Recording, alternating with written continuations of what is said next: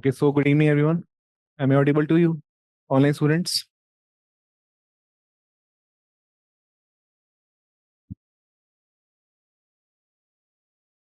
चलो,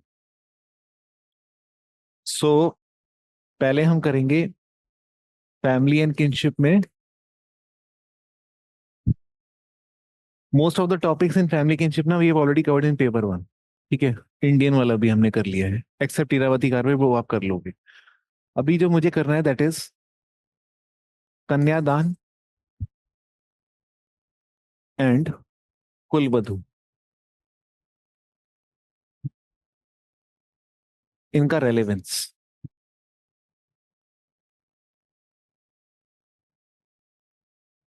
तो इस पे क्वेश्चन एक बार यूपीएससी ने पूछा हुआ है।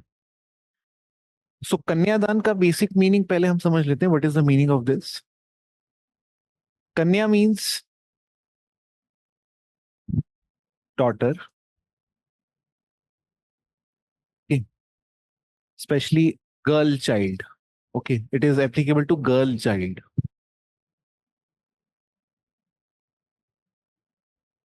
And dan means donation. Okay, now how is girl child donated? So this was basically um, Leela Dubey says that none of this kind of ritual was existing in Vedic times, and none of this was mentioned in Vedas. So where do we get inspiration from to carry this practice? And what is this practice about? This practice is all about, usually in Hindu marriages, we see that it is the responsibility of father to give away the daughter to the husband. Okay. So to an outsider, it seems that daughter is simply given as an object. To an outsider means to Leela Dubey and to other feminists like Uma Chakravarti. So they would say that it is like um, transfer of ownership from husband to from father to husband. Ownership, why ownership word is used? Because the daughter is projected or seen as an object which is transferred. It is donation. Okay, and no consent is involved. Since she is girl child, therefore no consent is involved. तो जिसको हम बोलते हैं child marriage, तो child marriage के time पे ये practice होती थी, कन्यादान। But today we see even among adult marriages we see this practice. Okay, kanyadan as a ritual is celebrated. Okay, so it is actually getting transferred from those times basically Leela Dubey is saying that it is mentioned in Manusmriti, not mentioned in Vedas. So the girl child marriage has somehow the trace or the uh, concepts associated with girl child have gone transferred to the marriages among adult Hindus. Okay, and we are literally following them without questioning them. These are questionable traditions. Okay, where the position of women is seen as an object which is who's transferred from one to another to continue the patrilineal system. Okay, this is the only duty of women, to continue the patrilineal. Okay, and the duty of women, it is supposed, when she goes to the uh, husband's family, is to then be an ideal daughter-in-law. Ideal daughter-in-law का मतलब होता है कुलवधू, which is the next concept. Okay, so कुलवधू मतलब ideal daughter-in-law. And what is the meaning of ideal daughter-in-law? Ideal daughter-in-law का मतलब होता है that she is maintaining the traditions in the family. She is obeying all the customs. She's following the custom, and she's obedient to the father-in-law as much as she was obedient to the real father. Okay, and she is maintaining the household chores without questioning any of the duty, and she may even have to do lot of sacrifice for the family. So she will have to sideline her own personal interests and think only of the family. This is what we call as ideal daughter-in-law. Okay, so ये इन इन concepts को पढ़ने वाले scholars कौन होंगे? जो Indological feminist होंगे, okay, like Uma Chakravarti and Leela Dube and even M N Srinivas, okay. So kanyadaan का basic जो पॉइंट्स हैं वो लिख लेते हैं पहले हम। Kanyadan refers to a practice of giving away of the bride, practice of giving away of the bride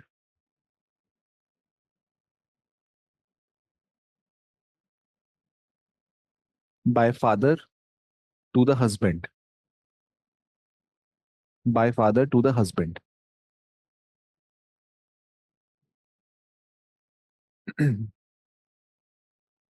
It is believed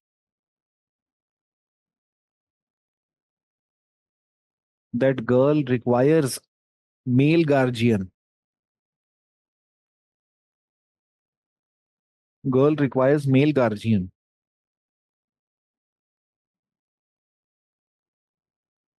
and therefore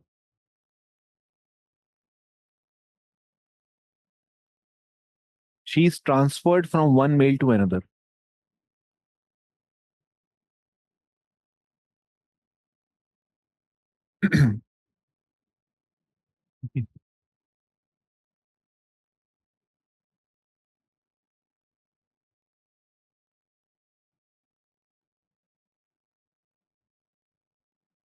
This transfer symbolizes, this transfer symbolizes transition of women's marital status,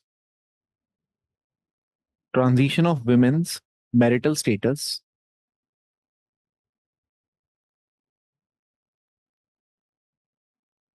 and responsibilities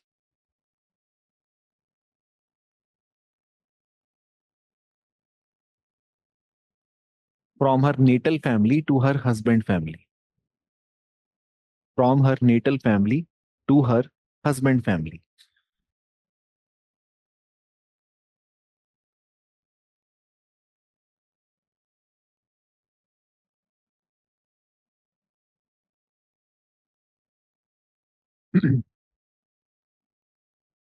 So that means originally Kanyadan as a concept was visible in child marriages. ठीक है? But still we follow it as a custom. Now times have changed now. Now if we talk about women, firstly girl child marriage or child marriage has been legally abolished. Okay. Secondly, girls are no longer householder, or girls are no longer confined to the household duties. They have gone out in public the way men would. They are equally breadwinners, okay, and they are enjoying the rights of what we call as equality, liberty, expression at par with any individual, and which means they are equally empowered to take occupation, earn for themselves, and run family on their own. They don't necessarily require a male partner to look after them as a guardian. They are their own guardians now, and that is why we have single parent family too. Okay, they inherit property too. Okay, it is not that property is only inherited by men now. So that means women are equally empowered economically, politically, socially, to look after herself without any support, be it of father or be it of husband. So that means times have changed, and therefore कन्यादान का जो concept है, उसका जो significance है, that is also declining. Okay, कम से कम रिचुअली तो. ओके, तो अब क्या रह गया? अब सिर्फ एक सिंबॉलिक जेस्चर रह चुका है. अब ये सिर्फ फोटो खिंचाने के लिए रह गया कि फादर अपना हाथ में लड़की का हाथ पकड़कर लड़के के हाथ में पकड़ा रहे हैं. ये सिर्फ फोटो खिंचाने के लिए रह गया. अदरवाइज इसका कुछ वो सिग्निफिकेंस नहीं रहा है कि लड़की इज कंप्लीटली अब आपके हाथ में, अब जो भी है आप ही का है, ऐसा कुछ ये सब नहीं रहा. वो टाइम नहीं है अब ये वाला. ठीक है. सो अब हम लिखेंगे, सब हेडिंग बनाओगे, इज दिस रेलेवेंट टुडे?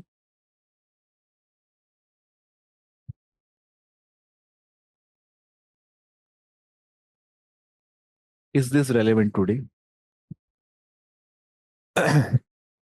तो पहले आप लिखो, the girl child marriage is history now. The girl child marriage is history now.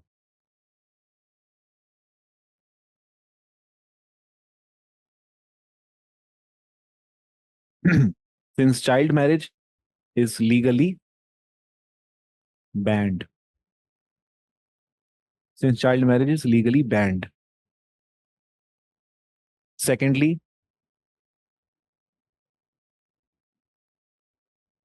in contemporary times,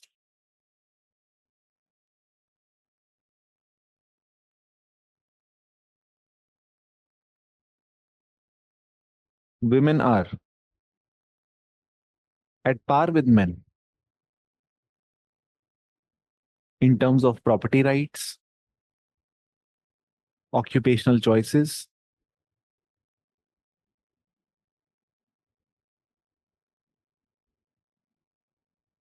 educational outcomes, and political representation.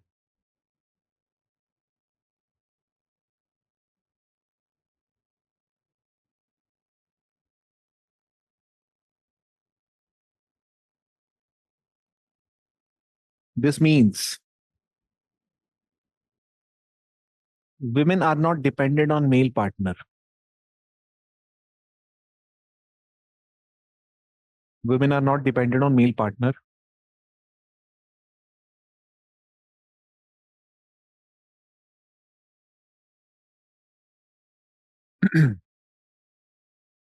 And there is a shift from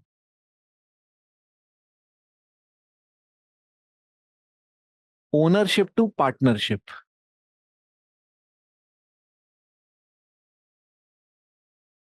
There is a shift from ownership to partnership. पहले ownership का concept था that girl child is owned by father, and now later on owned by husband. Okay, as an object.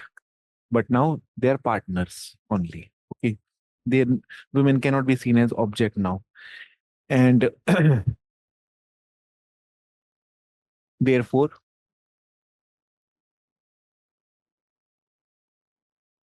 Kanyadan has lost its ritual significance.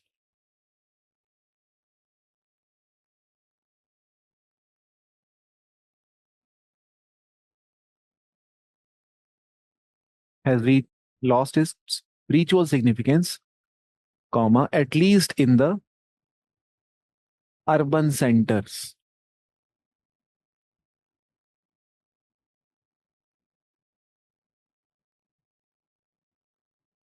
Upper middle class families.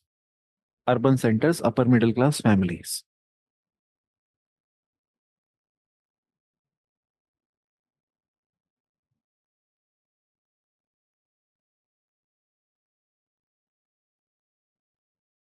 And it has become reduced to, or it has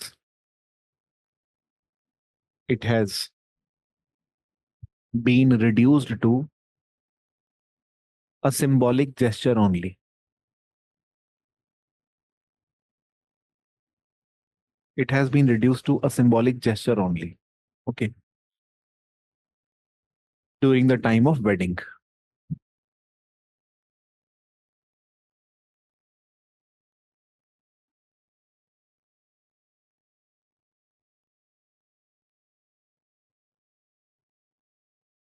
Secondly, Kanyadan still maintains its ritual significance in rural India.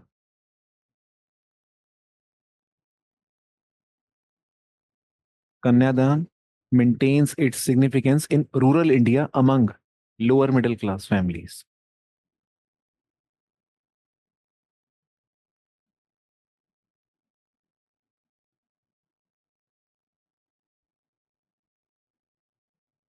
क्योंकि वहां पे अभी भी women are not at par with men. ठीक है, unlike urban centres और upper middle class families. इसलिए change भी है और कॉन्टिन्यूटी भी है. कॉन्टिन्यूटी हमें रूरल एरिया में दिख रहा है, लोअर मिडिल क्लास में दिख रहा है. चेंज हमें दिख रहा है अर्बन सेंटर्स में और अपर मिडिल, यानी जहां जहां वेस्टर्नाइजेशन हो रहा है वहां पर ये सांस्कृतिक एलिमेंट्स या रिचुअल्स डिक्लाइन हो रहे हैं. ठीक बात है. और ऐसा भी हो सकता है कि क्योंकि अ, ये सारे रिचुअल्स को बॉलीवुड या टीवी सीरियल्स में बहुत दिखाया जाता है। ठीक है, जैसे जितने भी सास बहू वाले सीरियल्स होते हैं उसमें ये सब चीजों को बहुत हाईलाइट किया जाता है। So somehow what happens is people who are not known to these customs, they start considering these things as part of their customs, as if these things have to be completed in order to finalize or to, जिसे कहते हैं, complete the wedding ritual. So westernization, although is going against these principles of what we call as kanyadan kulvadhu, but at times with the rise of television, with rise of Bollywood and some daily soap opera, these things start getting spread even among those people who were not aware of these practices and they start following it. तो वो same चीज हमने जो श्रीनिवास का जो model है, Sanskritisation westernisation opposite भी है और साथ साथ में कुछ कुछ जगह स्प्रेड भी हो जाता है, वो भी हम देखते हैं। बट ओवरऑल देखा जाए तो जिस हिसाब से रिचुअल सिग्निफिकेंस इसका होता था among certain people who were purely sanskritized, among those people now ritual significance is declining because those people have gone westernized now. तो उन लोगों में इन चीजों का सिग्निफिकेंस खत्म होते जा रहा है। लॉ के आने के बाद से, चाइल्ड मैरिज के अबॉलिश होने के बाद से, वुमेन एम्पावरमेंट के बाद से भी रिचुअल सिग्निफिकेंस तो एटलीस्ट अमंग अपर मिडिल क्लास वो डिक्लाइन है, इतनी बात पक्की है। ठीक है। नाउ नेक्स्ट इज कुल वधु। हाँ जी, बिल्कुल है ना। ऐसे सोचो, if I am a father and if I am donating my girl child to the husband, husband is going to be the guardian of my girl child, and therefore I will have to give security amount to protect my girl child since I am transferring my ownership. ठीक है, so now he owns it, but I will have to pay for his ownership. He will not be paying for it. Okay, so this is how dowry and kanyadan are connected. Okay, so now let us talk about kulvadhu.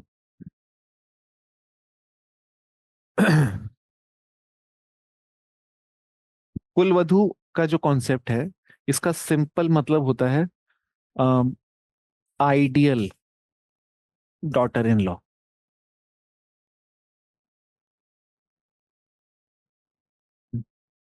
N ideal daughter in law का मतलब होता है a girl child और a woman who takes care of the family members, treats the father in law just like father, mother in law just like mother, and treats husband like devta और god, and is always available for service for husband and the in-laws. Okay, someone who sacrifices her self-interest, someone who would do sacrifices to fulfill the obligations associated with the newfound family members. Okay, someone who would manage the household duties, someone who would conduct rituals, who would uh, क्या क्या कहते हैं, who would also attempt to ensure that important family members gather together during certain important rituals और festivals, जैसे दिवाली होगी, सावन होगा, और क्या होता है ये, उसको क्या बोलते हैं वो, इंडिपेंडेंस डे नहीं, मैं उसकी, वो कौन सा होता है वो, हाँ करवा चौथ, यस। हाँ, सो करवा चौथ, यस। सो ये सब चीज, इंडिपेंडेंस डे कहाँ से आ गया इसके अंदर, ठीक है। ठीक है, तो ये सब चीजों को एक्सपेक्ट किया जाता है कि ये सब वो फॉलो करेगी। ठीक है। नवरात्रे जो होता है उसको माना जाता है कि वो स्टार्ट करेगी रिचुअल और वो इंश्योर करेगी घर पे कोई भी नॉनवेज ना खाए। ठीक है, वो ही कोशिश करेगी कि दिवाली में दिए घर पे सब जल रहे हो, मतलब घर की करता धरता वो है। ठीक है, with in the house hold, इसे कहते हैं आइडियल डॉटर इन लॉ। ठीक है, कुलवधु। ओके, अब ये चीज जो है ना, ये आज की डेट में रेलिवेंट उतनी रही नहीं, at least among the upper middle class families. Why? Because women are working, उनके पास टाइम नहीं है। ओके, कि वो टाइम निकाल के पूरे घर को चलाएं, क्योंकि they have to run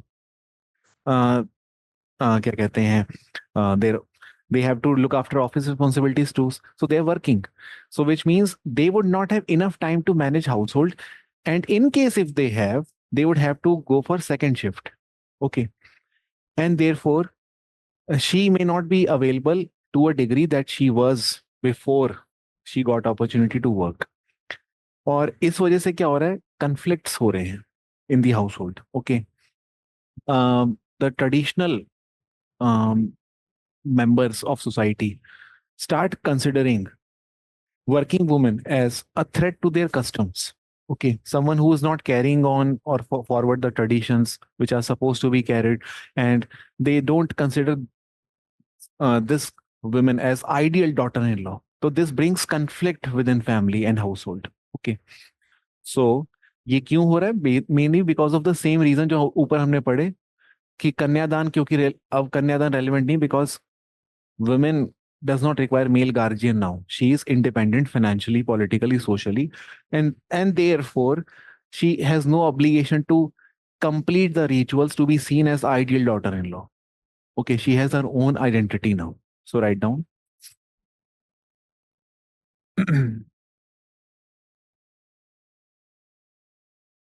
As Kulvadhu, she is expected to have qualities like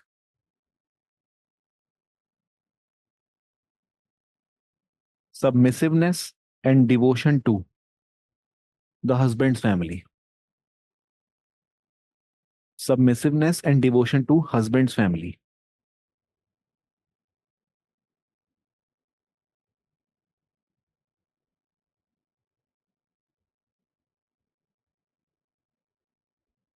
Comma, adapt to the customs of husband's family.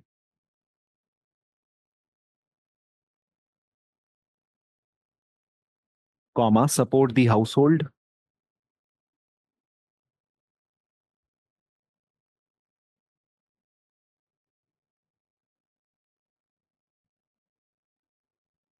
And contribute to the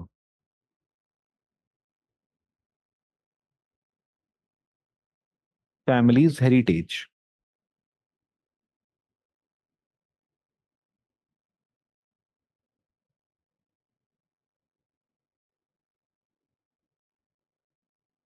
Now, write a subheading. Is this relevant today?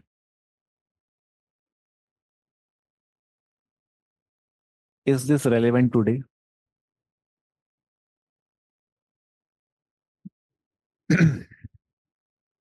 So, first point, women today are often educated, career oriented, and independent.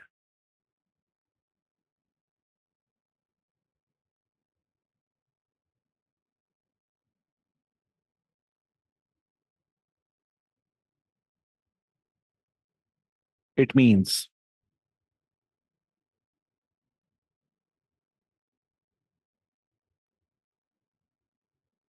as working women, they may not have enough time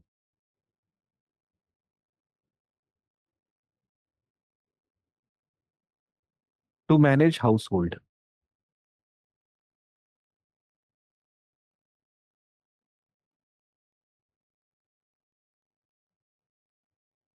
or fulfill familial duties.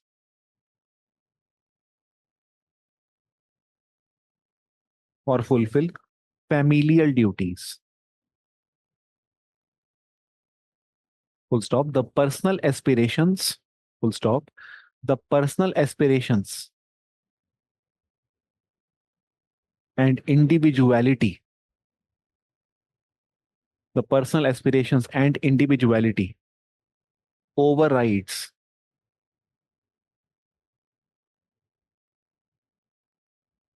collective traditions.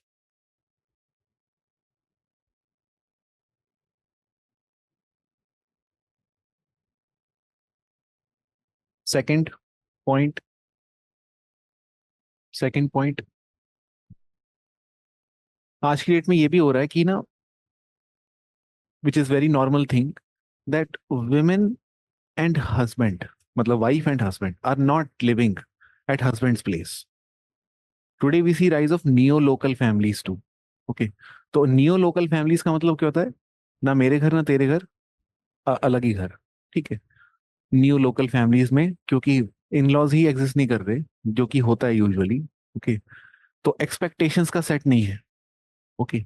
Which means what is bare minimum thing which is expected now is that the husband and wife visit their father and mother once or twice a month instead of staying at father's place and fulfilling the family duties. It is only expected to visit father's place और mother's place to be seen as ideal daughter in law. तो अब ideal daughter in law कौन है?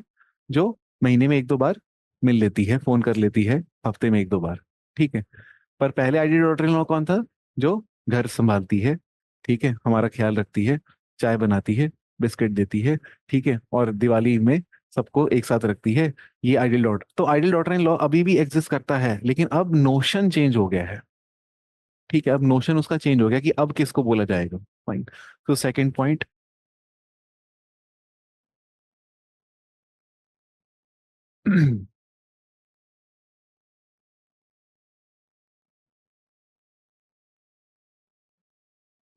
Today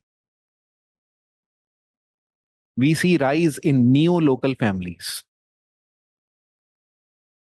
Today we see rise in neo-local families,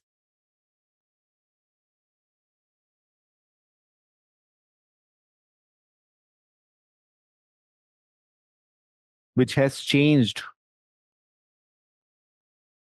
the dynamics of Kulvadhu.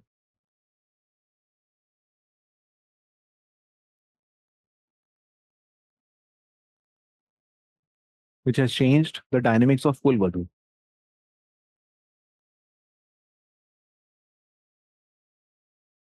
It it means today the Kulvadhu is one. Kulvadhu is one who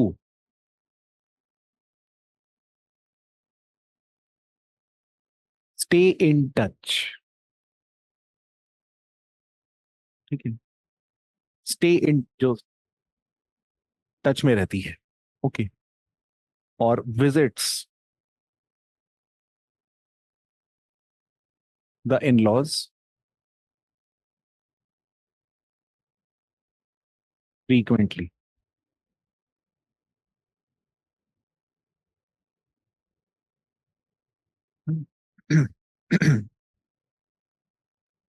Third point.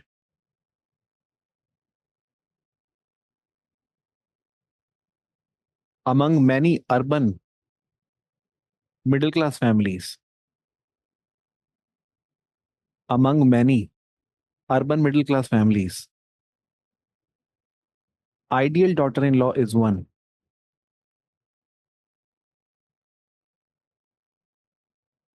Ideal daughter in law is one who is educated, working,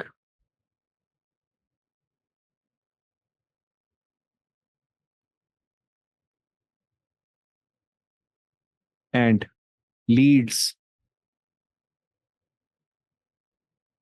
independent lifestyle.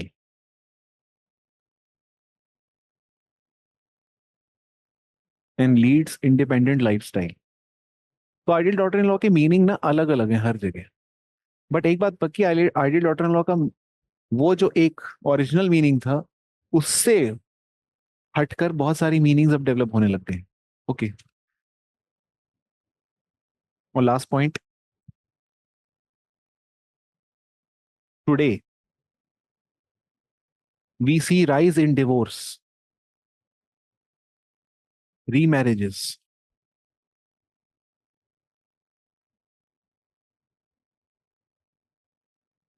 Interfaith marriages, intercaste marriages, court marriages, live in relationship,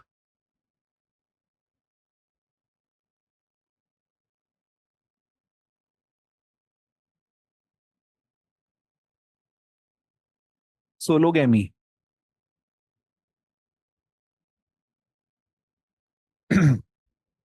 and demand for same-sex marriage.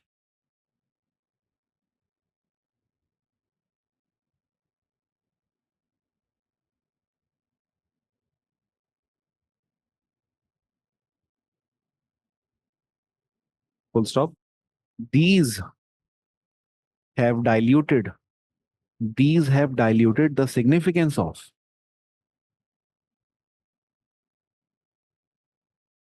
कन्यादान and कुलवधु.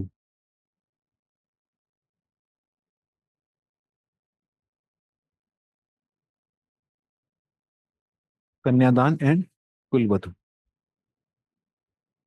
ठीक है. So overall ये है, इसके beyond और कुछ नहीं है कन्यादान कुलवधु में. नेक्स्ट आपका टॉपिक है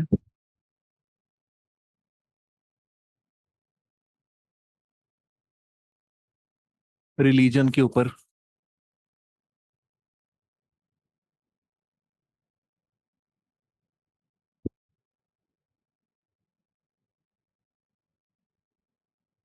इसमें दो ही क्वेश्चन आते हैं. वन इज तो प्रॉब्लम ऑफ रिलीजियस माइनॉरिटीज, वो बहुत डायरेक्ट है. ठीक है. 7-8 प्रॉब्लम्स होती हैं, वो आपको बतानी होती है. दूसरा एक और एस्पेक्ट होता है which is about specific religion which they ask. Hinduism के कुछ टेनेट्स पूछ लेंगे, इस्लाम के कुछ टेनेट्स, तो मैं उस पर ज्यादा फोकस करूंगा अभी. Okay. So I start with Hinduism.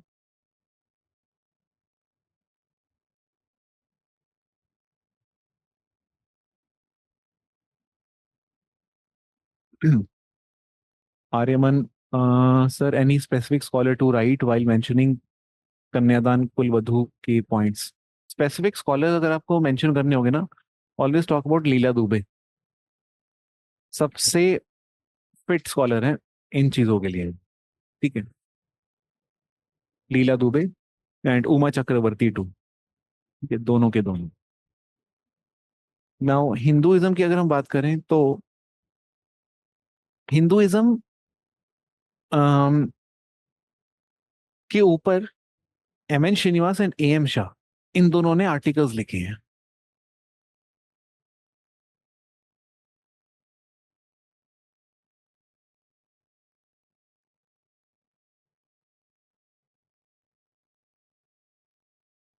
And इन्होंने क्या क्या बताया उस आर्टिकल में. इन्होंने बोला है कि Hinduism is a umbrella term, umbrella category which consist of many kinds of practices and rituals and customs that can't be contained within one box.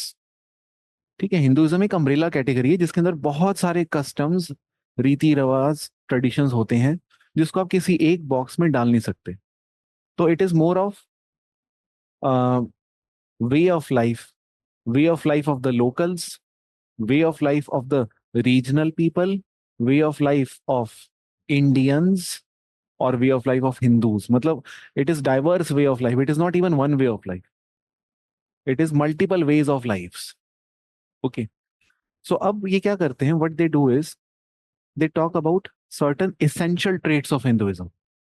Okay, which is they are going to make an ideal type of Hinduism. Ideal type Hinduism के क्या traits होते हैं basic. So traits or tenets of Hinduism.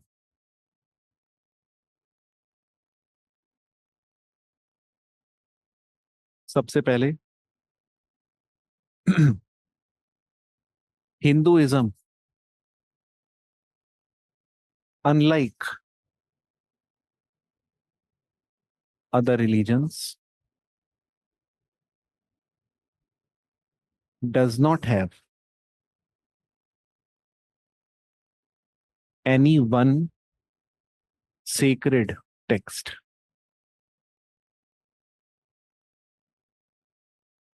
Okay, it does not have any one sacred text. Hinduism में sacred texts बहुत सारी हैं. क्या क्या हैं? वेदास हैं, वेदांग्स हैं, गीता है, एपिक्स भी हैं, रामायण महाभारत. ठीक है. पुराण भी है, etcetera. So there is no one sacred text. Second, Hinduism के कोई एक फाउंडर नहीं, there is no one founder of Hinduism. Unlike other religions, there is no one founder.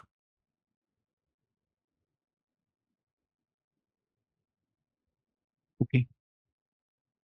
Third,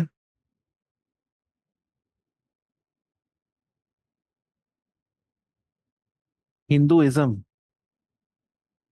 is both monotheistic and polytheistic. ये सबसे interesting बात है. वो बोलते हैं कि ना वो मोनोथीस्टिक है ना वो पॉलीथीस्टिक है, बल्कि दोनों है. Okay. How is Hinduism monotheistic? Because in Hinduism we talk about param pita. परम मतलब सुप्रीम, कोई एक ही है ना. वी टॉक अबाउट भगवान, सब देख रहा है, भगवान देख रहा है. हम नहीं बोलते भगवान बहुत सारे देख रहे हैं. हम एक कोई है भगवान, मतलब देर is a conception of one. उसी तरह ईश्वर, ईश्वर, बहुत सारे ईश्वर नहीं बोल रहे होते हम. ईश्वर मतलब कोई एक का कॉन्सेप्शन भी है हमारे, वो हमें पता नहीं कौन है, बट वो कोई एक है. तो ईश्वर का कॉन्सेप्ट है, परमपिता का कॉन्सेप्ट है, परमेश्वर का कॉन्सेप्ट है. यानी वन का कॉन्सेप्ट है हिंदुइज्म के अंदर. ओके. एंड पॉलीथीज्म क्यों है वो हमें पता ही, ऑब्वियसली. ठीक है. सो मोनोथीज्म के लिए कुछ हिंदी टर्म्स जो इसने यूज किए, मैं आपको वो बता देता हूँ. अ, इन्होंने यूज किए हैं टर्म्स.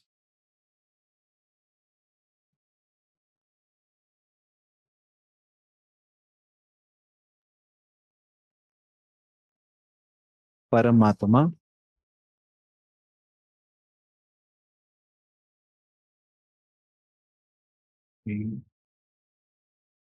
परमपिता,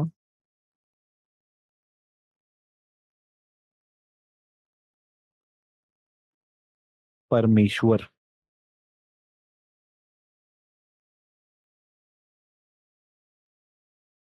एंड भगवान. तो ये चीजें existence of one supreme god को सिंबलाइज करती हैं. ये जो नाम होते हैं, they symbolise existence of one supreme god. Fine.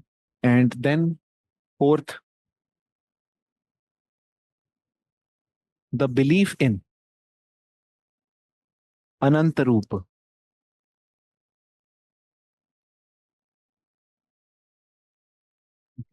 अनंत रूप यानी कि मल्टीपल अवतार, अवतारीकरण हिंदुइज्म का एक फैसेट है. इसलिए हिंदू रिलीजन से जो भी निकले रिलीजन, लाइक बुद्ध, जैन, उसमें भी अवतारीकरण का इमेज दिखता है हमें. उधर भी अवतार का कॉन्सेप्ट है. फाइन. इनफैक्ट अंबेडकर को भी लोग बुद्ध का ही अवतार बोलते थे. अंबेडकर ने बुद्धिज्म में भी फ्यूचर बुद्धा का कॉन्सेप्ट है. ओके. सो एक तो ये हो गया अनंत रूप. एंड फिफ्थ पॉइंट,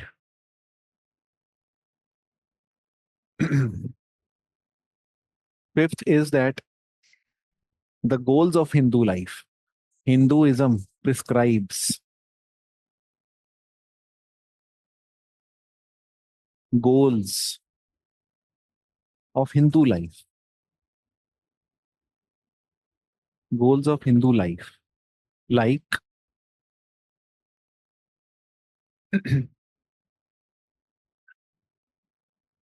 फॉलोइंग आश्रम व्यवस्था,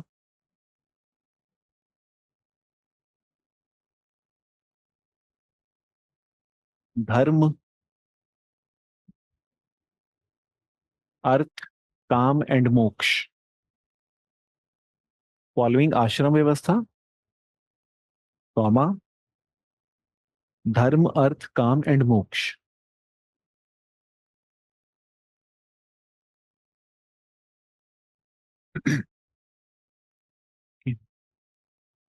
नेक्स्ट,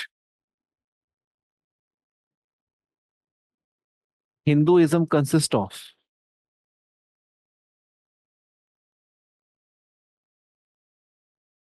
वर्णाश्रम व्यवस्था या वर्ण व्यवस्था and every Hindu is born with a varna. Every Hindu is born with a varna.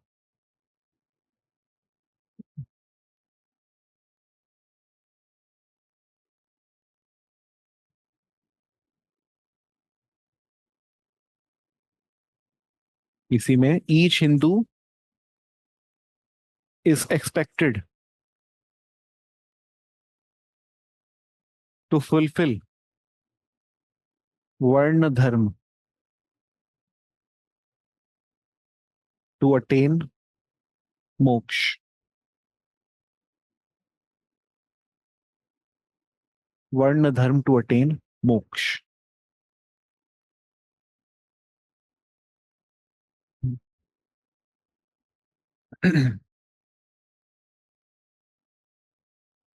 Next,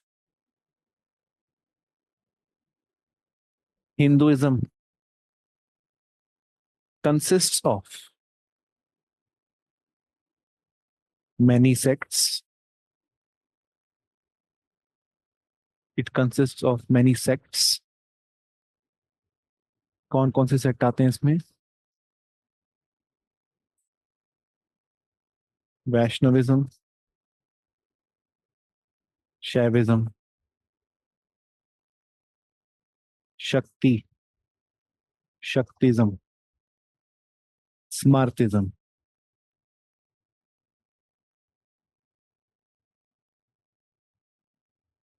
Vaishnavism, Shaivism, शक्तिज्म और स्मार्तिज्म. शक्तिज्म मतलब होता है जो फीमेल गॉडेसेस हैं, ठीक है, उसको शक्तिज्म बोलते हैं. शक्ति, दुर्गा, पार्वती, ठीक है. स्मार्तिज्म क्या होता है? स्मार्तिज्म होता है वो जो 5 एलिमेंट्स है ना, ये आपका 5 elements is not just only about nature. इसमें ये 5 थोड़ा मिक्स है, मतलब कि फायर,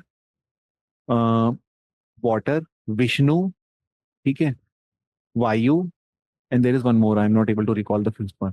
वो 5 को मिलाकर वो पंचायतन बोलते हैं उसको. That is what they call a Smartism, panchayatan. Okay, इसको आप पढ़ लेना, पंचायतन. 5 गॉड्स का एक कॉम्प्लेक्स है, उसको स्मार्तिज्म कहते हैं. Okay, so these are the basic traits of Hinduism. Now ये आप सोचो कि एम एन श्रीनिवास ये चीजें क्यों बता रहा है जो हमको हमें लगता होगा मालूम ही है, ऑब्वियसली, है ना. आप ऐसे सोचा करो, when ever any sociologist is writing anything, he is writing it like an outsider. Okay, so he is saying that Hindus have this particular kind of traditions. Hindus do this. He is writing like an outsider, जैसे वो खुद हिंदू नहीं है, ठीक है. And he is writing for someone. मतलब to many people who are not Hindus, this would be sociological. That it is about species, documentation of a species called Hindu. Okay, how they are observed by outsiders. Okay, अच्छा. Now इसके आगे श्रीनिवास ना एक interesting चीज बताते हैं. वो बोलते हैं there are forms of Hinduism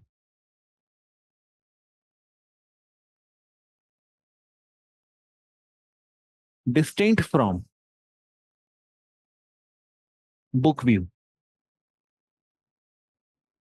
तो ये जो उन्होंने बताया ना, दिस इज बुक व्यू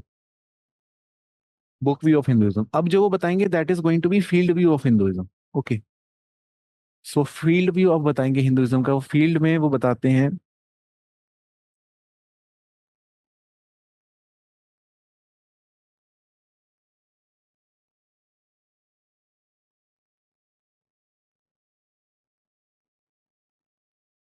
जो सबसे ऊपर कंसेंट्रिक सर्कल है, that is all India Sanskritic Hinduism. Second होता है peninsular Hinduism. Third is regional Hinduism. And fourth is local Hinduism.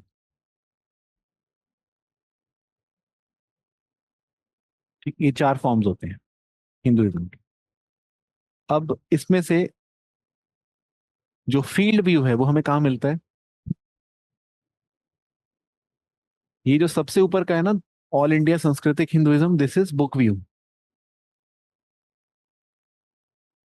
ये पूरा बुक व्यू है।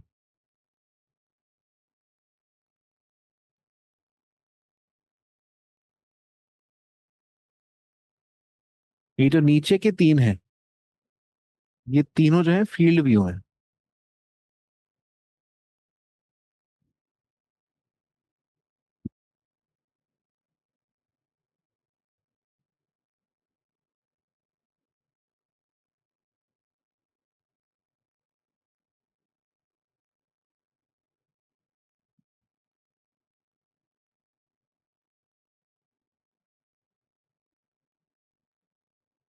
ठीक है, ये फील्ड व्यू कुछ भी बन गया है। ठीक है, कलर अच्छे लग रहे हैं, बस इंपॉर्टेंट वो है। सो अब श्रीनिवास बताते हैं कि all India Sanskritic Hinduism is basically the same Hinduism which is just described. ये जो अभी डिस्क्राइब किया, this is what we call as all India. All India Sanskritic Hinduism के जो क्या कहते हैं ट्रिनिटी होती है गॉड्स की हिंदुइज्म में, वो ऑल इंडिया सांस्कृतिक हिंदुइज्म का ही पार्ट है। Brahma Vishnu Mahesh, that is all India Sanskritic. That means all over India you would find Vishnu, although you may see a different avatar, but you would find Vishnu. Okay, you would find belief in Shiv. Although Shivji may look different, may appear different in different pockets, but Shivji would be there. And Brahma is believed to be the creator of universe among Hindus all over India. So belief in Trinity is there all over India. Belief in Dharma, Arth, Kam, Moksha would be there all over India. Belief in Ashram Vyavastha would be there. यानी वो जो Hindu values हैं, so called Aryan values, वो हर जगह spread है और वो हर जगह दिखाई देता है।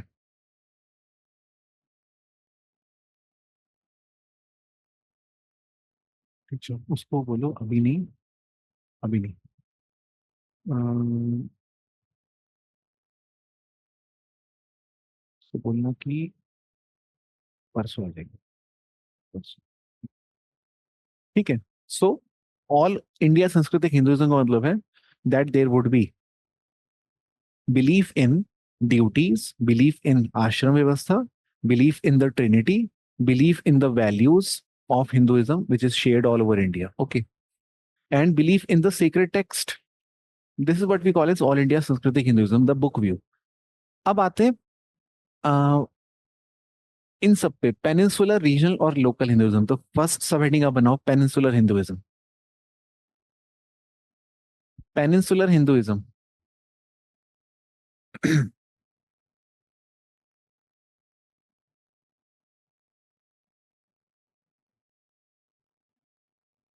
it refers to a Hinduism which is particular to South India.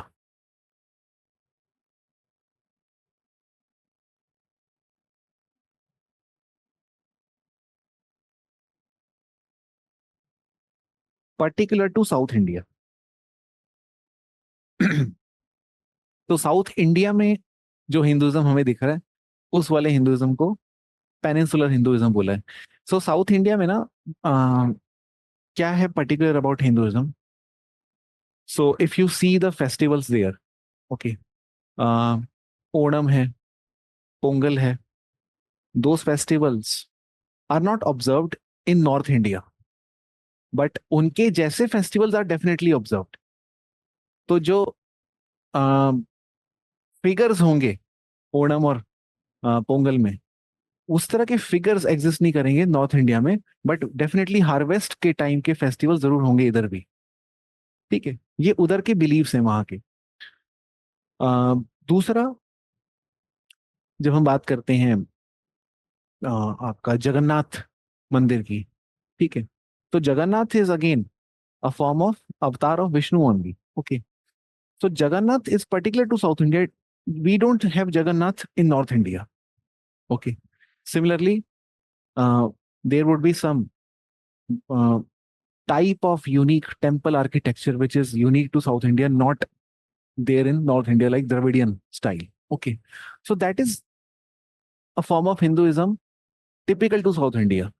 Different type of temple, different type of gods, different type of festivals, but Hindus only. Okay. So इसका एग्जाम्पल लिख लेते हैं.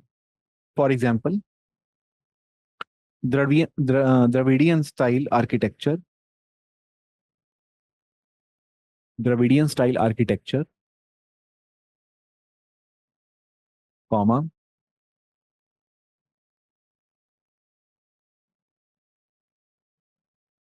festivals like Pongal and Onam,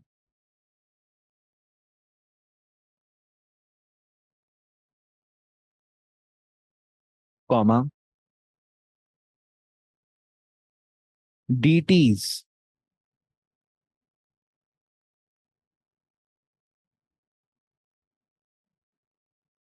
like Jagannath,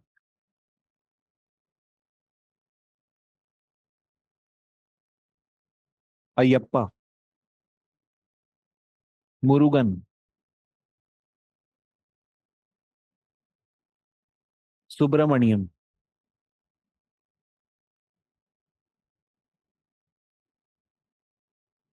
Ayyanar, Ayyanar. ठीक है. तो this is very south Indian version of Hinduism. Okay. Now next is regional Hinduism.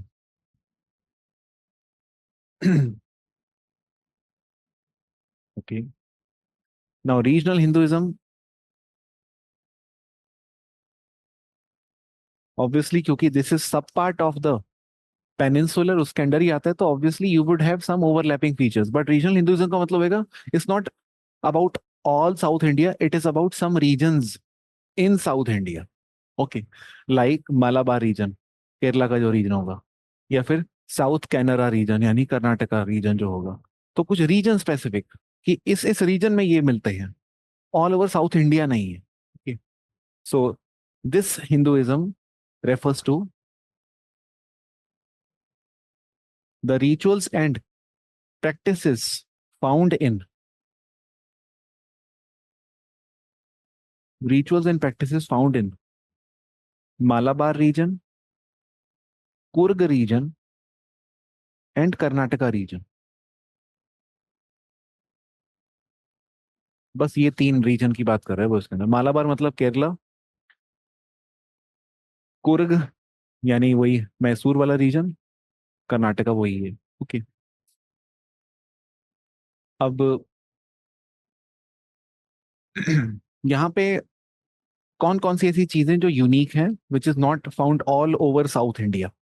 So like for example, there is a practice called Bhuta Kola. Okay. जैसे Kantara movie अगर आपने देखी तो उसमें भी दिखाया है. ठीक है. तो ऐसा पूरे साउथ इंडिया के अंदर वो सेलिब्रेट नहीं होता है. Okay. And that is again form of practice to invoke Lord Vishnu. Okay. And similarly Varaha Roop. Okay. It is not जिसे कहते हैं embraced all over South India. It is limited to certain pockets only. Similarly, there are some local festivals. Like if we talk about Kurg people, um, there are festivals like Puttari and Kelpod. कुछ local festivals हैं, regional festivals हैं basically. Okay. And they have a goddess called as Kaveri Amma. Okay. Again, regional. मतलब जो Kaveri reason होगा उसके आसपास कावेरी अम्मा would be known. Okay. So write down examples. भूत Cola, BHUTA space Cola, KOLA, is a form of spirit worship. which is unique to this region, which is unique to this region. This region मतलब Karnataka. Okay. Second example, river DT like Kaveri Amma. River DT like Kaveri Amma is unique to this region. Third, Nag worship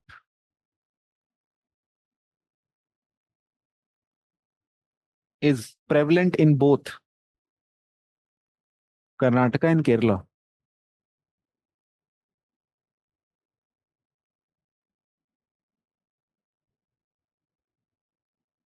It is called as Sarp Kavu in Kerala.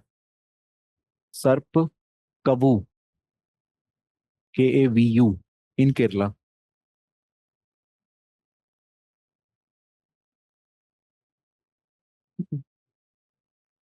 And last is local Hinduism. Local Hinduism.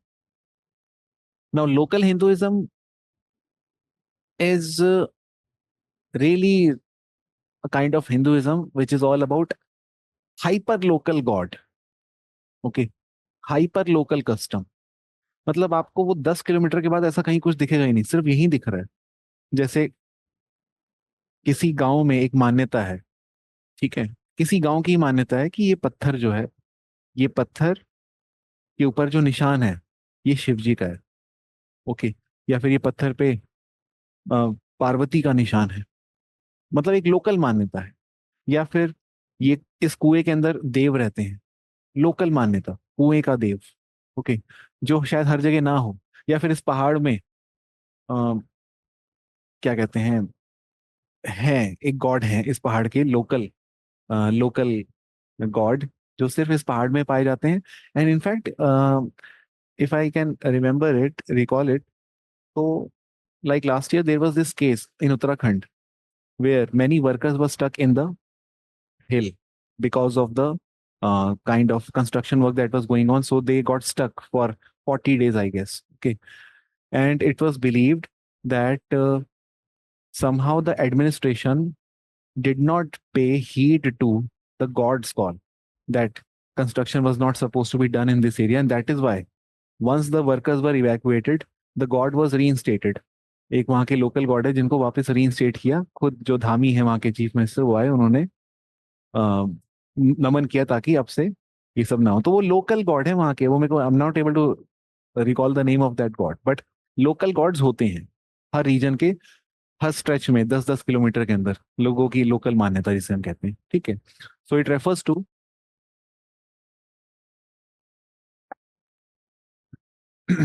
the rituals and practices which are non-Sanskritic,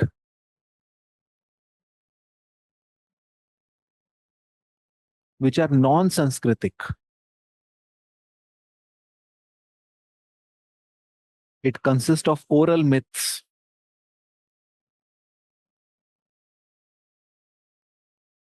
associated with a stone, water well, tree, mountain.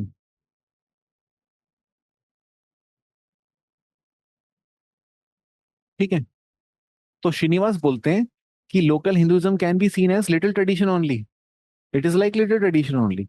And all India Sanskritic Hinduism can be seen as great tradition only. तो ultimately हो ये रहा है कि जब हम Hinduism को ऐसे देखते हैं इन एनालिटिकल कॉन्सेप्ट्स या कैटेगरीज के थ्रू, तो हम समझ पाते हैं कि how certain values are getting spread to different pockets, which is regarded as Sanskritization, spread of Sanskritic values, one meaning of Sanskritization. Okay, so this is the great tradition and this is the little tradition. And we know that Sanskritization is nothing but spread of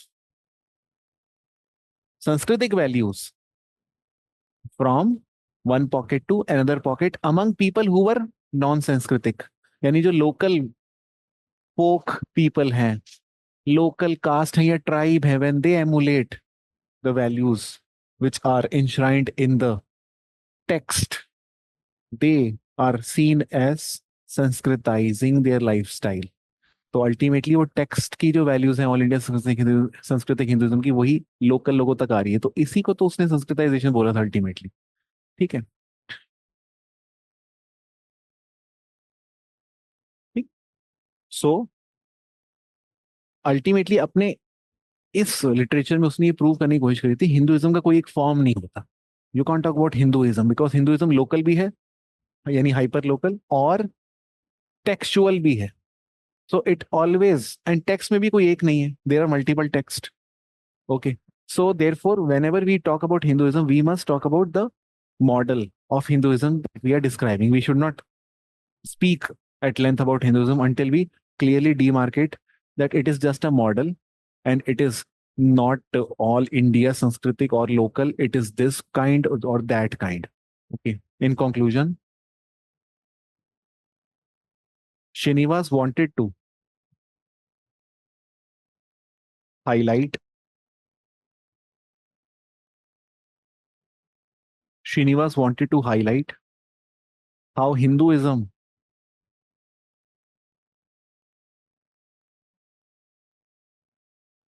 cannot be reduced to any one specific form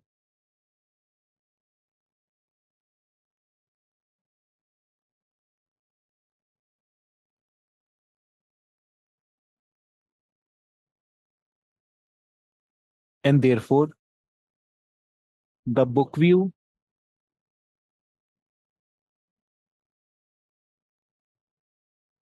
cannot explain the diverse manifestations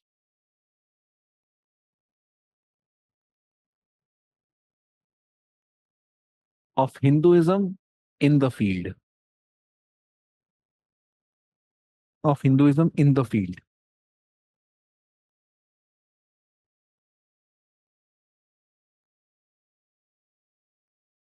ठीक है। तो ये हो गया आपका Hinduism भी खत्म। अब इसके कुछ क्वेश्चन पहले देख लेते हैं इन एरियाज के, क्या क्या पूछे गए हैं।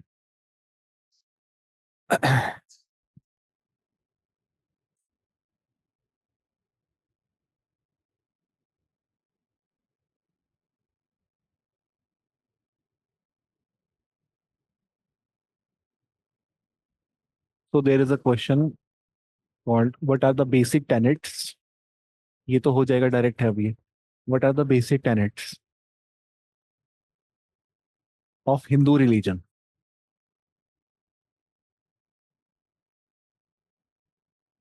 Is Hinduism based on monotheism और पॉलीथीज्म। ये हो गया 2015 का 20 मार्कर। फिर एक और क्वेश्चन है, describe major aspects of traditional Hindu social organisation.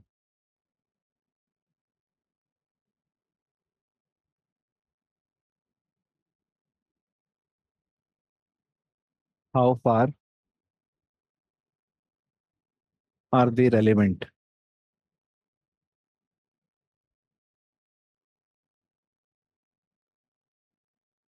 For present day Indian society.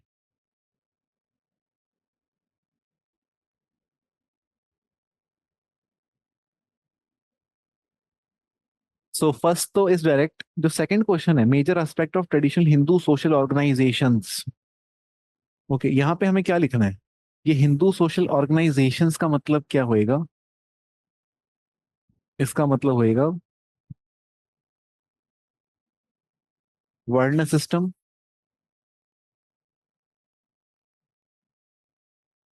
और आश्रम सिस्टम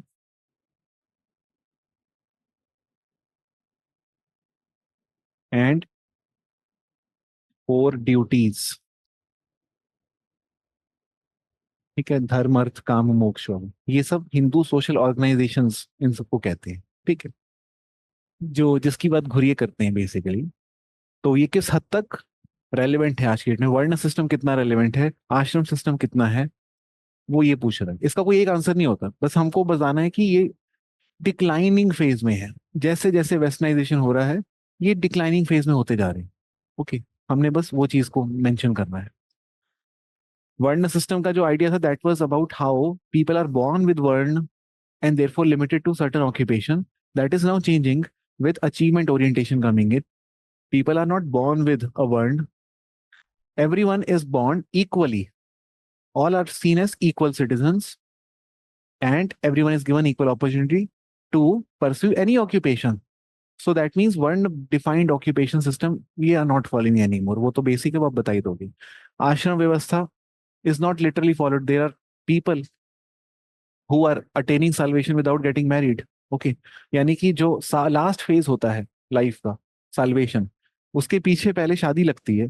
तो शादी को लोग अब आजकल मानते नहीं है।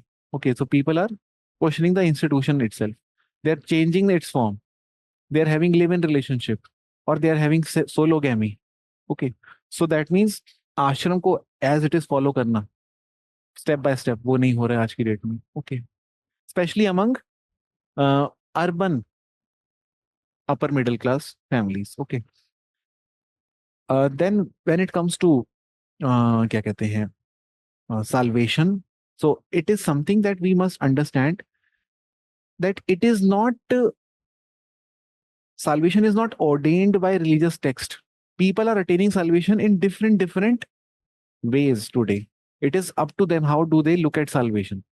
Okay, so some people attain salvation by pursuing their creativity, by pursuing their passion. This is how they attain salvation. Okay, some people attain salvation by क्या कहते हैं going abroad or planning vacation. Okay, salvation is not defined by any religious text anymore. People are not believing in that idea. Okay, and वर्ण आश्रम, जैसे हम बोलते थे वर्ण आश्रम के, दैट मीन्स कि अल्टीमेटली आप वन में चल जाओगे, that is also not relevant any more. Okay, 4 duties का जो कॉन्सेप्ट है, धर्म अर्थ काम मोक्ष। okay? तो धर्म का मतलब क्या होता है बेसिकली, जो आप अपनी ड्यूटीज हैं, रिलीजियस ड्यूटीज, उसको फुलफिल कर रहे हो। तो पीपल आज की डेट में, as secularisation process is undergoing, so people are giving more time to their workplace, education and aspiration instead of religious obligation and duties. तो आपने उन सब चीजों को तोड़ तोड़ के ही लिखना है इवेंचुअली। ठीक है, so this is all that you have to write here. अच्छा, नेक्स्ट इज,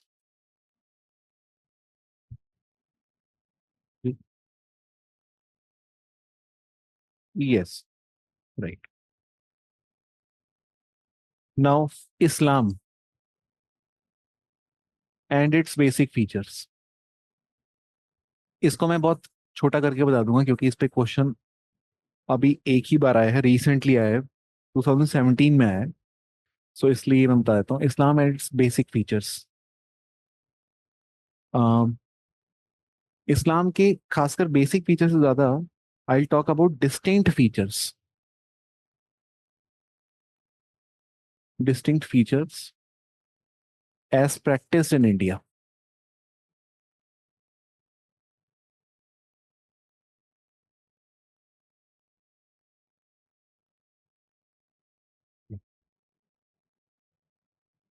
तो इस्लाम के distinct features as practice in India मतलब कि इंडिया में जो इस्लाम है वो कैसे अलग है बाहर के इस्लाम से, डिस्टिंक्ट है इंडिया का इस्लाम। ठीक है, सो हमें ये हेल्प लेनी पड़ेगी हमें समझने के लिए इस कॉन्सेप्ट को, लिटिल और ग्रेट ट्रेडिशन के कॉन्सेप्ट की।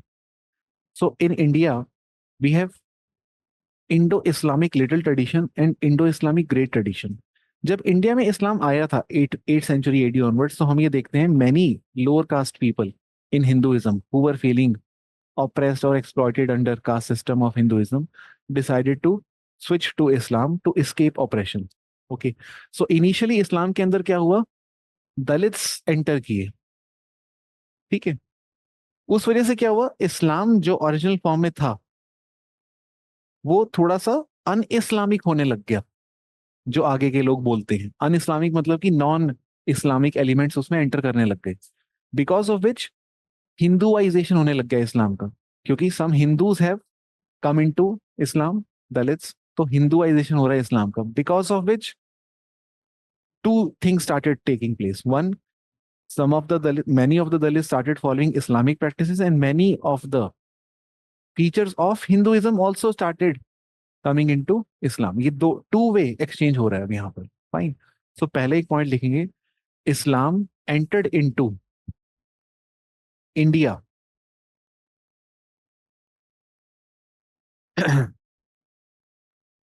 in 8th century AD, 7 to 8th century AD.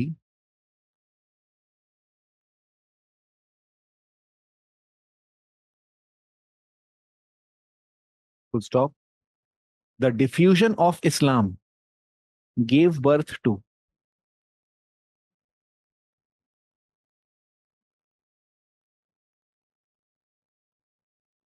the great and little traditions.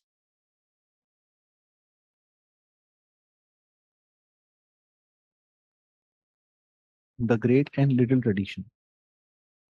तो सबसे पहले we will talk about the little tradition.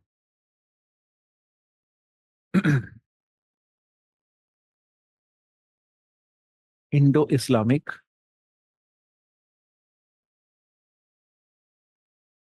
little tradition.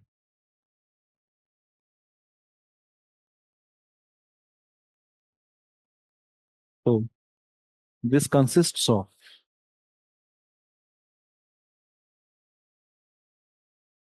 lower castes who emulated Islamic lifestyle and converted to Islam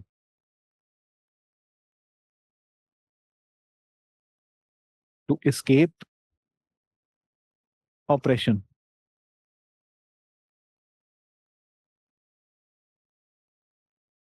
This consists of lower caste who emulated Islamic life and converted to Islam to escape oppression.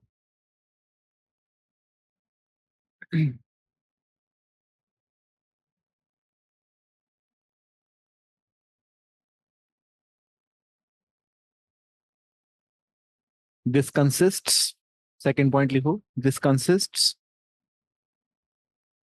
of the folk customs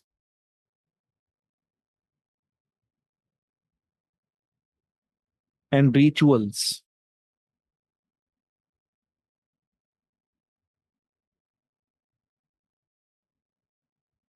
of, sorry, from Hinduism,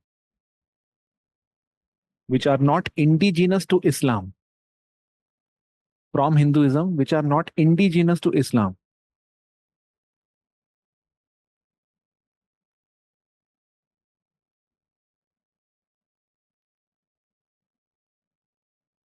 ठीक है. सो इस्लाम के अंदर क्या है, ये शुरू में little tradition बन रहा है उन लोगों का who converted to Islam and who escaped Hinduism, and इसलिए इस्लाम के अंदर कुछ हिंदू प्रैक्टिसेस आने लग गई.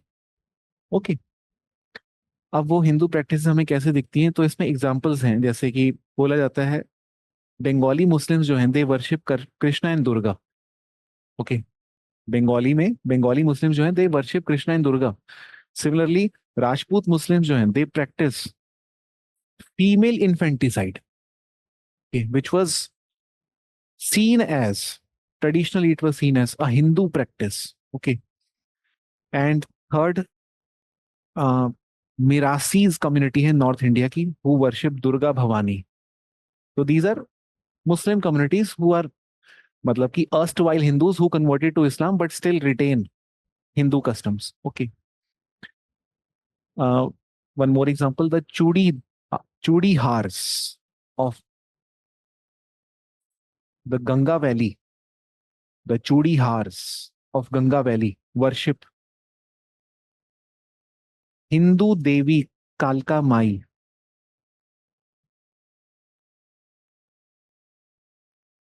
ठीक है. तो मैंने चार एग्जांपल आपको दिए. उन सब मुस्लिम्स के जो कभी हिंदू थे, बट अब despite being Muslims they are still worshipping Hindu deity and following Hindu customs. जैसे एग्जांपल मैंने आपको दिया बंगाली मुस्लिम्स का, who worship Krishna Durga, Mirasis who worship Durga Bhavani, Churihars who worship कालका Mai who is a Hindu deity, and then I also talked about Rajput Muslims who practise female infanticide. ठीक है। At the same time क्योंकि अब इस्लाम के अंदर हिंदूज एंटर किए, तो इस्लाम के अंदर एक चीज और आ गई साथ के साथ ही, कास्ट सिस्टम। कास्ट सिस्टम भी एंटर कर गया। Now Islam, since it had accommodated lower caste people, so many Islamic faith people decided to stay away from those Islamic people who are converts. That means pure and pollution का जो notion है उसको maintain करने की कोशिश, that we are pure Islamic and they are impure Islamic. Okay, so caste system gradually developed in Islam. इसमें हम लिखेंगे एक line,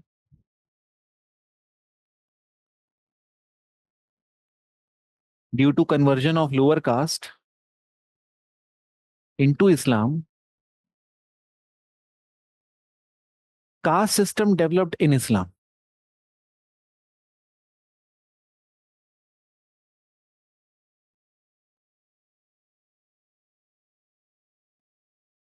to maintain purity and exclude the impure.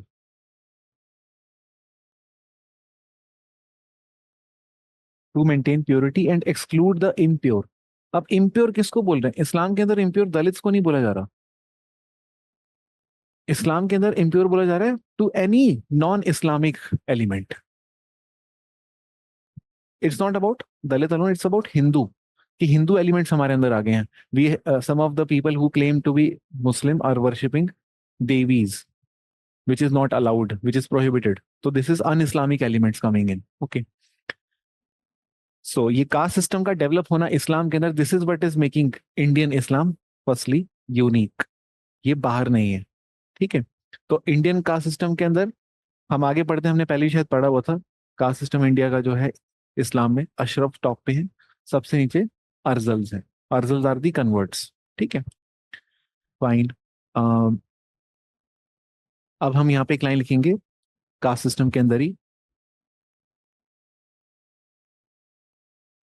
The Muslims follow practices like endogamy, occupational specialization, and hierarchy,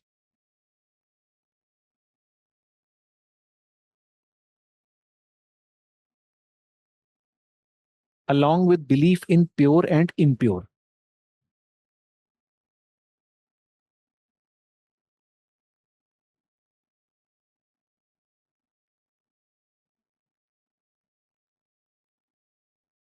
Along with belief in pure and impure. Okay. अब ये जो चार elements हैं, hierarchy, belief in pure impure, and occupational specialisation, and fourth क्या बताया था मैंने, endogamy, these four are present in the Hindu caste system too. But एक ही चीज इस्लाम के कास्ट सिस्टम में नहीं है, कि there is no ideological justification for birth based inequality. मतलब बाय बर्थ आप इम्प्योर हो, कोई बाय बर्थ प्योर है, ये चीज मिसिंग है इस्लाम के कास्ट सिस्टम में। बस इम्प्योर कौन है? जो बाद में इस्लाम में आए। और प्योर कौन है? जो ओरिजिनली इस्लामिक थे ही। प्योर इम्प्योर ये बर्थ बेस कुछ नहीं है। ठीक है, आइडियोलॉजिकल जस्टिफिकेशन। सो एक लाइन लिखेंगे, what makes the caste system in Islam different from, what makes caste system in Islam different from caste system in Hinduism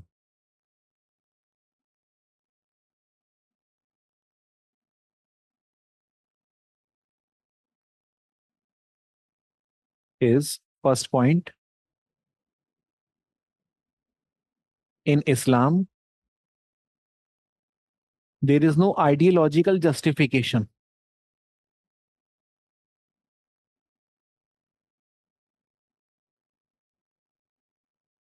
there is no ideological justification और religious sanction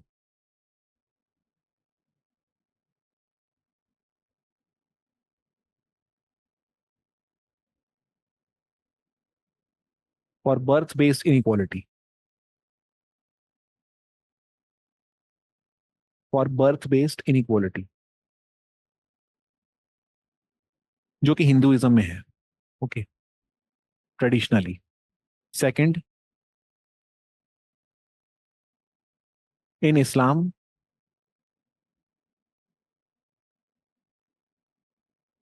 the purity and impurity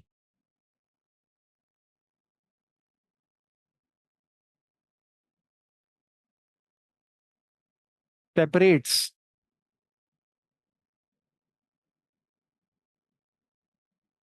Islamic from non Islamic और un Islamic.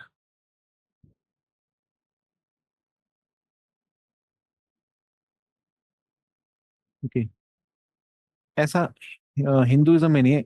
Hinduism में जो untouchables हैं वो भी Hindus ही माने जाते हैं, बस they are not seen as possessing varna, they are seen as out of वर्ण, but they are seen as Hindus only.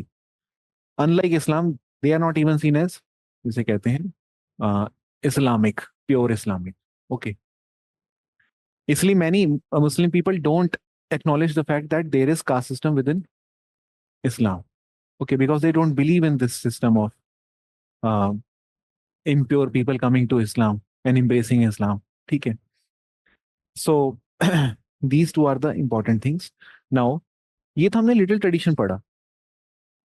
अब लिटिल ट्रेडिशन में हमने एक चीज क्या पढ़ी, सिर्फ लोअर कास्ट कैसे कन्वर्ट हो रहे हैं, और वो कन्वर्ट क्यों हुए, because they wanted to escape oppression in Hinduism. But other than lower caste, there is one more concept called as middle caste, who also converted to Islam. And they did not convert because they were oppressed, because they were not. Rather, they converted because they wanted to avail political and economic opportunities under Islamic rule. So they wanted to take benefit of that. वो हमने पढ़ा भी होगा शायद, पहले भी हमने इस चीज को किया होगा। सो आप सेकंड पॉइंट क्या लिख, थर्ड पॉइंट क्या लिखोगे वो भी नोट कर लो। Other than other than Dalits who converted to Islam,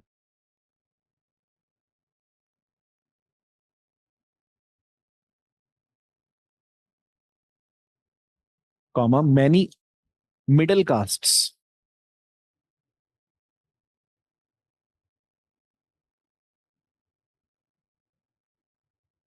converted to Islam for political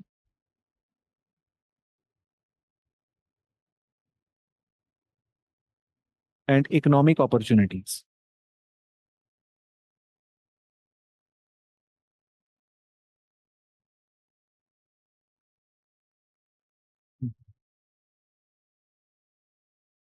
अब ये लोग एक अलग कैटेगरी बन गए, और जो दलित थे वो अलग कैटेगरी बन गए। और एक कैटेगरी कौन थे, जो प्योर थे। तो जो प्योर थे उनको अशरफ बोलना शुरू किया, कर दिया आगे। ये जो मिडिल कास्ट है ये अजलब्स बने, और जो जो दलित थे वो अर्जल्स बने। ठीक है, सो ये हो गया आपका। अब इसमें एग्जाम्पल आप लिख लो। For example, Kayastha community,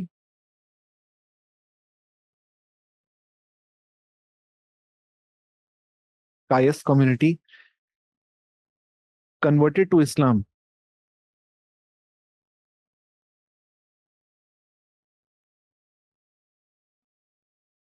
and became administrators, and became administrators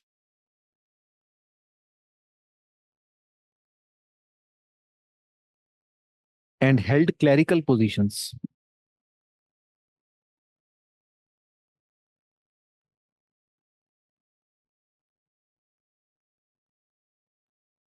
ठीक है, तो इसका मतलब लिटिल ट्रेडिशन में हमने बस दो ही चीजें याद रखनी है।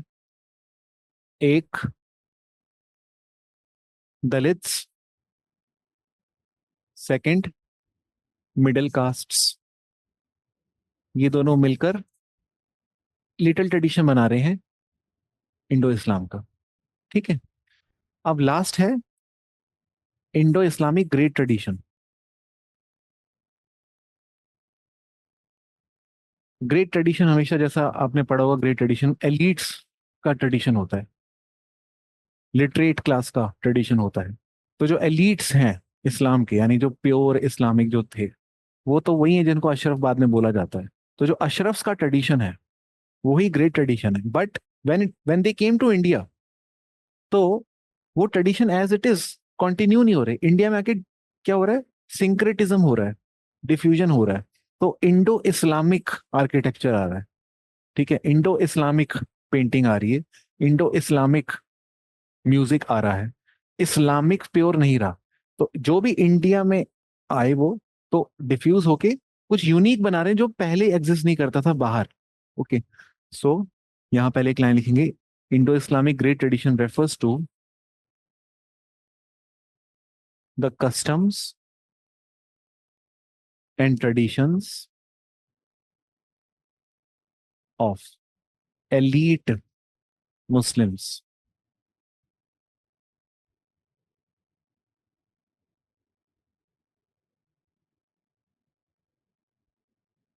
It consisted of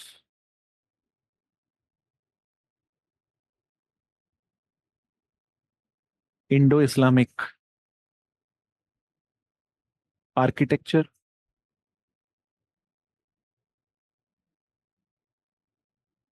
Indo-Islamic music, painting, language. Indo Islamic language मतलब Urdu.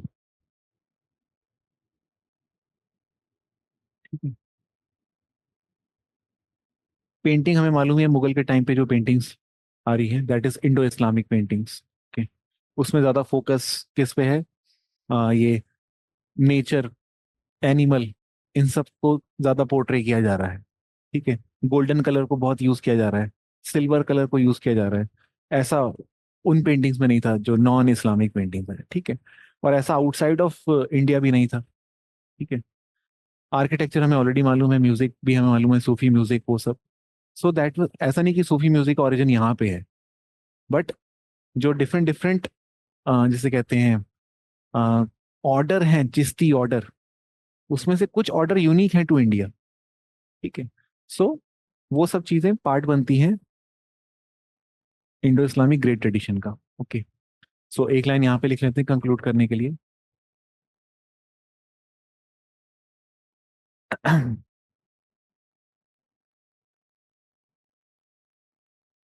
The Indo Islamic great tradition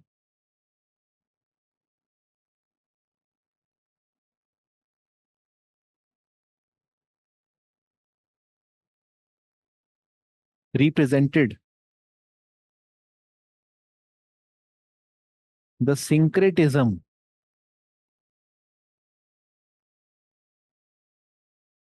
or confluence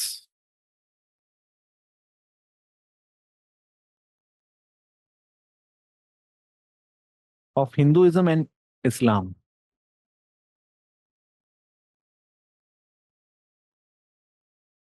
of Hinduism and Islam।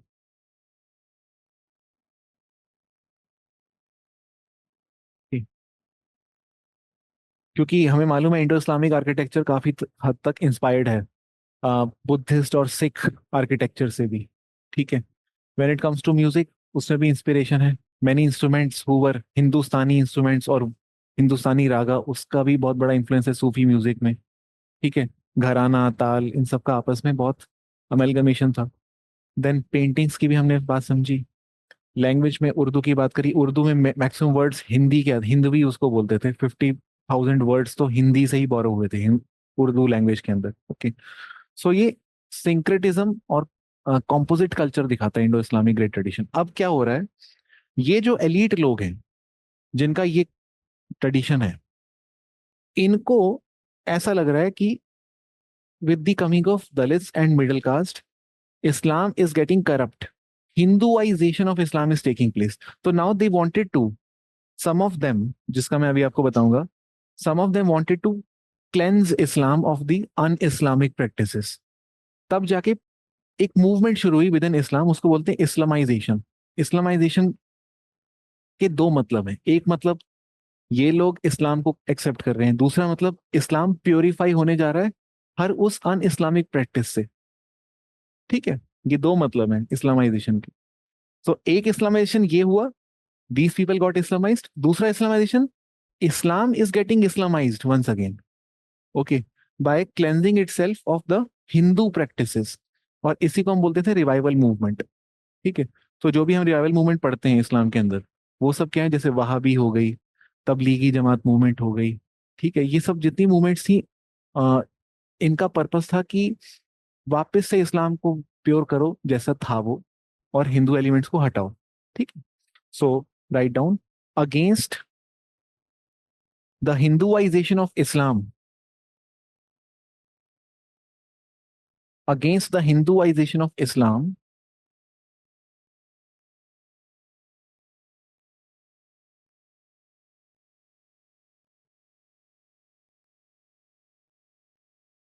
और cultural fusion between Hinduism and Islam, और cultural fusion between Hinduism and Islam,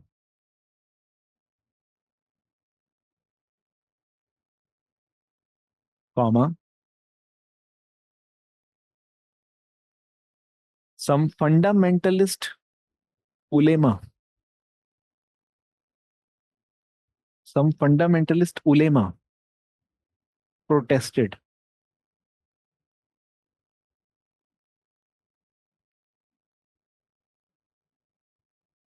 fundamentalist ulemas protested,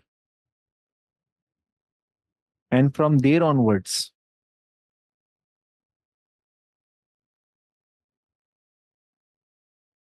revivalist movement developed.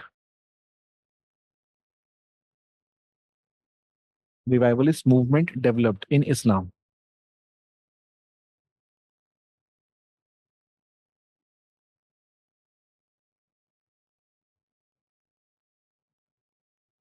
For example, movements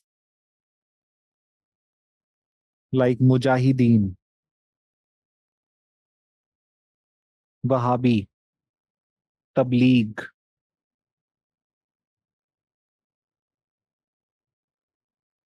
Faredi,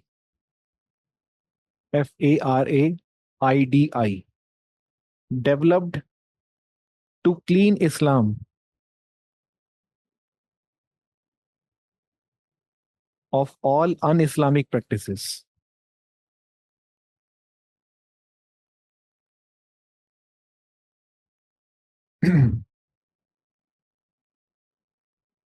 ठीक है, एक scholar है A R Momin, A R Momin calls this, A R Momin calls this process as Islamisation.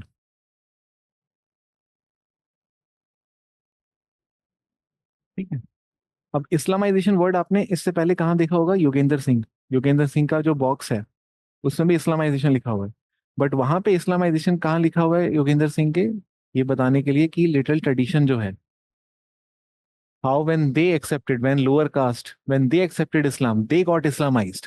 तो वहां Islamisation बता रहे हैं सिर्फ formation of people from Hinduism as Islam, वो बताने के लिए, बट इधर इस्लामाइजेशन का मतलब ही अलग है। ठीक है, so Islamization has two connotations, ये लास्ट पॉइंट है, Islamization has two connotation. First, a process in which Hindu communities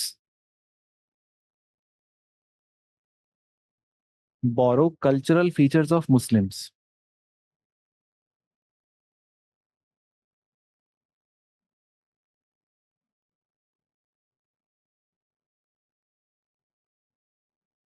Hindu communities borrow cultural features of Muslims like dress, food habit and customs, जो हमने ऊपर देखा था।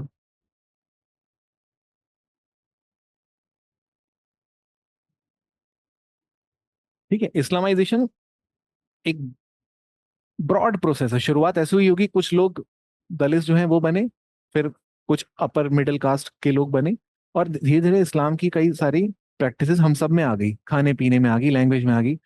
जैसे हम बात करते हैं आपस में तो हम पानी बोलते हैं, पानी लाओ।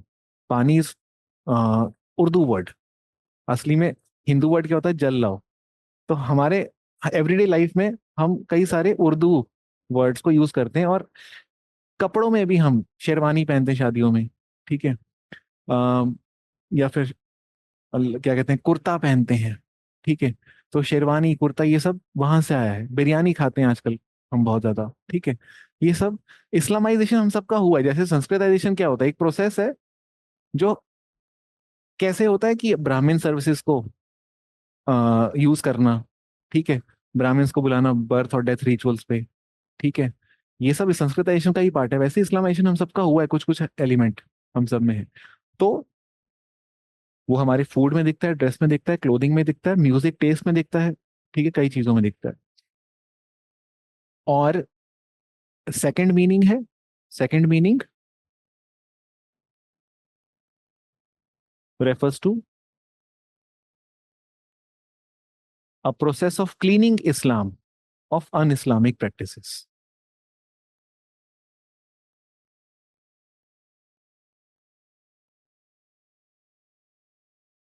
ठीक है, सेकंड मीनिंग मोमिन ने बताया है, फर्स्ट मीनिंग योगेंद्र सिंह। चलो, तो यही है बस जो मुझे बताना था आपको, बाकी यहीं पे खत्म करता हूँ आज। एंड नेक्स्ट जो हमारा क्लास होगा क्रैश कोर्स का, which will be last class जो आपकी होएगी टेस्ट 6 के लिए, okay, that is going to be very important, क्योंकि उसके अंदर हम लोग सोशल मूवमेंट्स पढ़ेंगे, पॉलिटिक्स पढ़ेंगे, पॉपुलेशन, ये तीन चैप्टर मैं पक्का करूंगा, क्योंकि ये तीनों चैप्टर का बहुत हैवी वेट है, ठीक है। और पॉपुलेशन में खासकर एजिंग, स्क्यूड सेक्स रेशो, कुछ ऐसे एरियाज हैं जो कई बार आते हैं, माइग्रेशन, ठीक है। सो सी यू गाइस नेक्स्ट वीक, और most probably before the weekend, जो भी आपका होगा स्केड्यूल, ठीक है। चलो, क्या होगा, क्लास कब होगा, नेक्स्ट वाला ना, शेड्यूल में देखो, मेरे ख्याल से शायद फ्राइडे लिखा होगा।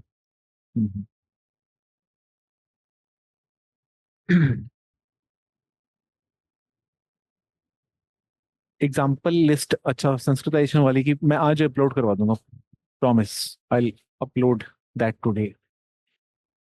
Vision of social change, I am really sorry Bhavana, cover नहीं कर पाया, टाइम की कमी, ठीक है। विजन ऑफ सोशल चेंज में आपको ध्यान रखना है, तीन मॉडल्स हैं सोशल चेंज के, ठीक है। सबसे पहला मॉडल जो है ना, that is what we call as growth led model. सबसे पहला फोकस हैवी इंडस्ट्रियलाइजेशन पर था, ठीक है, growth led model, Mahalanobis model जिसको हम बोलते हैं, that was the first idea of developmental planning, ठीक है। डेवलपमेंटल प्लानिंग जब हुई थी, प्लानिंग कमीशन ने जब करी, तो फोकस महालनोबिस मॉडल पे था। और महालनोबिस मॉडल का फोकस किस पे, हैवी इंडस्ट्रियलाइजेशन पर, कंज्यूमर गुड्स पे नहीं। यानी उनका फोकस इस पे नहीं था आपका, पॉपकॉर्न, मूवी और सोप और क्लोथिंग, फोकस था केमिकल इंडस्ट्री, टेक्सटाइल इंडस्ट्री, और ये सारा जो भी होता है, स्टील इंडस्ट्री, इस पे ज्यादा फोकस था फर्स्ट मॉडल में। उस, हाँ, फार्मर्स पे नहीं था, और कंज्यूमर्स, कंज्यूमर गुड्स पे नहीं था, ठीक है। तो वो तो फर्स्ट मॉडल है। ग्रोथ लेड मॉडल के बाद हम बात करते हैं एक्विटी मॉडल की। तो सबसे पहले फोकस था ग्रोथ पर, उसके बाद फोकस है एक्विटी पर, यानी कि सोशल जस्टिस पर, ठीक है, वीकर सेक्शन पर, वुमेन पर, दलित पर, डिसेबल्ड पर, and making education accessible to most of the people. तो वेलफेयर ओरिएंटेशन हमें सेकंड मॉडल बोला जाता है उसको, डेवलपमेंटल प्लानिंग का। थर्ड मॉडल होता है market oriented, post 90s, LPG model जिसे हम बोलते हैं। तो ये टोटल तीन मॉडल है, डेवलपमेंटल प्लानिंग के तीन आइडियाज हैं, फर्स्ट ग्रोथ लेड, उसके बाद एक्विटी लेड, और थर्ड इज मार्केट लेड, ठीक है, तो आपने ये तीन आइडियाज को ध्यान में रखना है बस। ठीक है, और अब जो चल रहा है दैट इज, हम बोलते हैं digital India, digitalization. This is the fourth ongoing model, ठीक है, ऑफ डेवलपमेंटल प्लानिंग, कि how to make all services digitalized, okay, more inclusive. ठीक है, सो ये चार आइडियाज को आपने ध्यान में रखना है। आपके idea of developmental planning question कुछ भी आता है तो आपने ये चार आइडियाज लिखने हैं। ये, ठीक है।